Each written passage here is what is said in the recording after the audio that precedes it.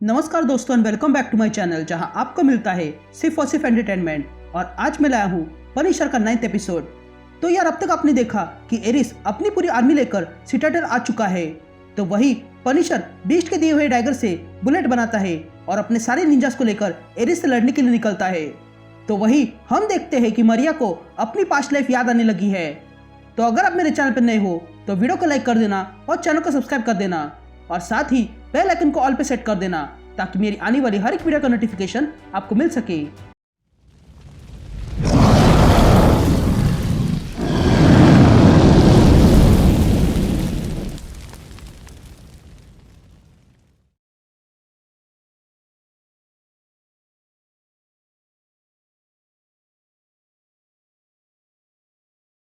तो कहानी की शुरुआत में हम डेयरडेविल को देखते हैं जो कहीं खड़ा है और किसी से कहता है कि पनिशर ने एक नया रास्ता अपनाया है और अब वो पहले से बहुत ज्यादा खतरनाक है। तभी वो शख्स डेयरडेविल से कहता है कि तुम्हें वाकई यकीन है कि वहाँ फ्रैंक की वाइफ मरिया ही थी, क्योंकि वो तो मर चुकी है। जिस पर डेयरडेविल उस आदमी से कहता है कि ये बात पनिशर ने कंफर्म की है कि मरिया जिंदा है और वो मुझे लगभग मार डालने वाला ही था, लेकिन मैं बच गया। जिस पर वो आदमी कहता है कि पिछली बार जब किसी ने उसकी वाइफ और बच्चे को जिंदा करना चाहा तब उस आदमी को फ्रैंक ने जिंदा जला दिया था, तो फिर इस बार ऐसा अलग क्या है। जिस पर डेयरडेविल कहता है कि हो सकता है फ्रैंक द हैंड का मसीहा हो या फिर उसकी कठपुतली हो, लेकिन बात यह है कि बीस्ट की पावर पनिशर के अंदर बढ़ती जा रही है और वो जल्दी खतरा बन सकता है। ये सुनते ही वो आदमी अपने क्लॉस निकालता है और अब आगे बताने की जरूरत नहीं है कि ये शख्स कौन होगा।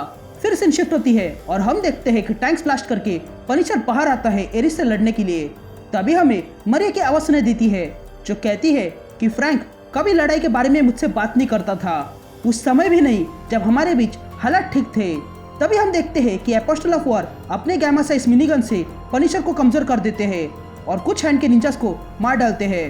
लेकिन तभी पनिशर फिर से खड़ा हो जाता है और उस एपोस्टल को मारने लगता है और तब पनिशर के अंदर से बीस्ट जाग जाता है और तब पनिशर अपनी तलवार जमीन में घुसाता है, जिसके कारण वहां बहुत सारी आग निकलती है और उसी आग में वहां खड़े बहुत सारे एपोस्टल्स मर जाते हैं।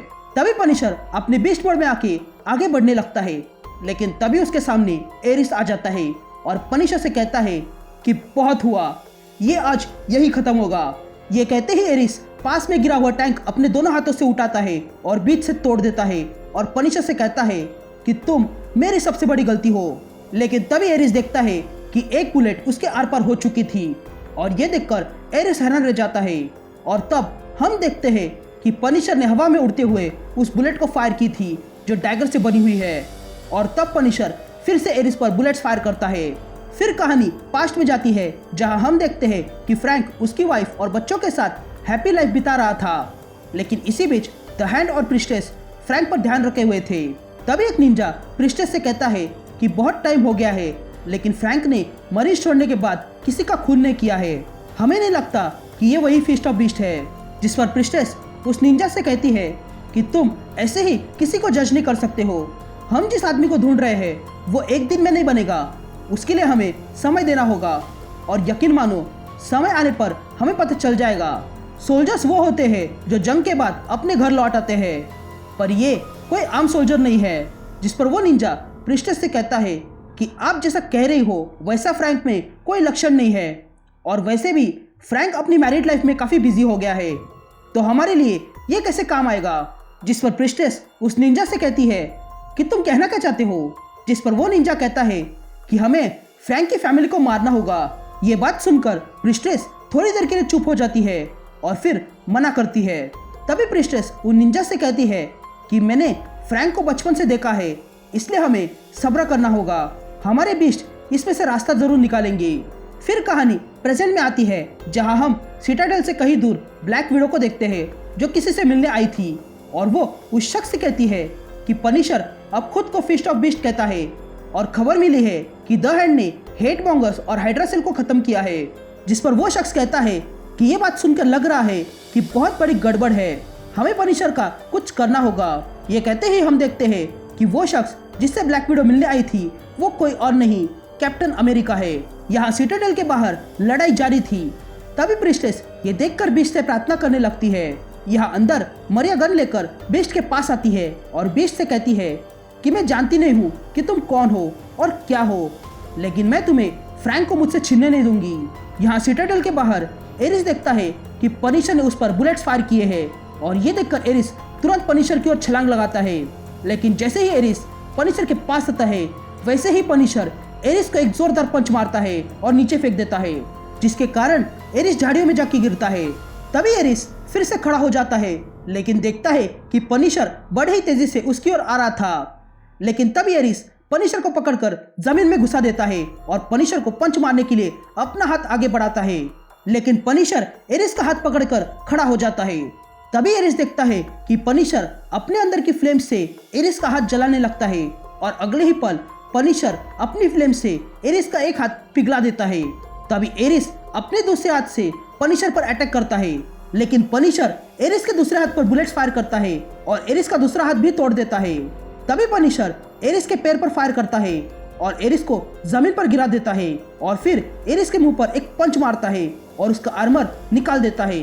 अब एरिस अर्धमरे हालत में पनिशर के सामने पड़ा हुआ था और तब एरिस पनिशर से कहता है कि मुझे तुम पर नाज है। ये कहते ही पनिशर एरिस की आंख में फायर करता है, जिसके कारण एरिस की वही मौत हो जाती है। तभी पनिशर वहां से जाने लगता है और तब यह देखकर सारे अपोस्टल्स ऑफ वॉर समझ जाते हैं कि वे लोग हार चुके हैं और तब वे सब लोग पनिशर के सामने झुक जाते हैं। तभी पनिशर उनके पास से चला जाता है और उसके अंदर से जो फ्लेम्स निकल रही थी वो उन सारे अपोस्टल्स को मार डालती है और इस तरह फ्रैंक ये सारी लड़ाई जीत चुका था। फिर हम सिटाडेल के अंदर देखते हैं, जहाँ पर हम प्रिस्टेस को देखते हैं जो पनिशर के पास आने लगती है और कहती है कि मैं जानती थी कि आप ही जीतोगे क्योंकि आपके साथ बीस्ट का आशीर्वाद है। लेकिन तभी हैंड के निंजास प्रिस्टेस को रोक देते हैं और कहते हैं कि पनिशर आपसे मिलना नहीं चाहते हैं। ये सुनते ही प्रिस्टेस हैरान रह जाती है। तभी पनिशर अंदर कमरे में आता है और तब पनिशर वहां मरिया को देखता है जो प्रिस्टेस की तरह ही तैयार होकर खड़ी थी, जो पनिशर का स्वागत करती है। तो वही प्रिस्टेस कहती है कि नहीं, ऐसा हो नहीं सकता है। यहाँ पनिशर मरिया को किस करता है और तब हमें मरिया की आवाज सुनाई देती है जो कहती है कि फ्रैंक का जन्म भले ही वॉर के लिए हुआ है, लेकिन उसने मुझे चुना है और अब कोई वॉर हमें अलग नहीं कर सकती है। तभी मरिया फ्रैंक से पूछती है कि क्या ये सब कुछ खत्म हो गया, जिस पर फ्रैंक कहता है कि लगभग खत्म हो गया है। ये कहते ही पनिशर मरिया को लेकर हवा में उड़ने लगता है। तो वही एरिस के फेस पर स्माइल आने लगती है। यहाँ दूसरी तरफ हम मून नाइट को देखते हैं जो किसी से कहता है कि स्ट्रीट पर लोगों का कहना है कि हैंड के निंजास बुरे लोगों को उठा रहे हैं और उन्हें पनिशर के पास ले जा रहे हैं ताकि पनिशर उन्हें खत्म कर सके। और अब सुनने में आया है कि पनिशर ने एरिस और उसके अपोस्टल को खत्म कर दिया है, जिस पर वो शख्स कहता है कि एरिस एक गॉड है, जिस पर मून नाइट कहता है कि हाँ मैं जानता हूँ, लेकिन जो हुआ है वही सच है। तभी वो शख्स कहने लगता है कि अगर ये बात सही है तो हमें मिलकर काम करना होगा। मैंने बहुत पहले ये देखा था और जो मैंने सोचा था वही हुआ। और तब हम देखते हैं कि वो शख्स जिससे मून नाइट बात कर रहा था वो कोई और नहीं, डॉक्टर स्ट्रेंज है जो फिर से जिंदा हो गया है। और अब वो कैसे हुआ उस पर मैंने एक सीरीज बनाई है, आप वो भी जाके देख सकते हो। और यहाँ स्ट्रेंज अकेला नहीं है बल्कि उसके साथ वहाँ पर moon night, Wolverine, captain America और ब्लैक विडो भी है जो मिलकर ये प्लान कर रहे हैं कि पनिशर को कैसे रोके। और यहीं पर यह कहानी कंटिन्यू हो जाती है।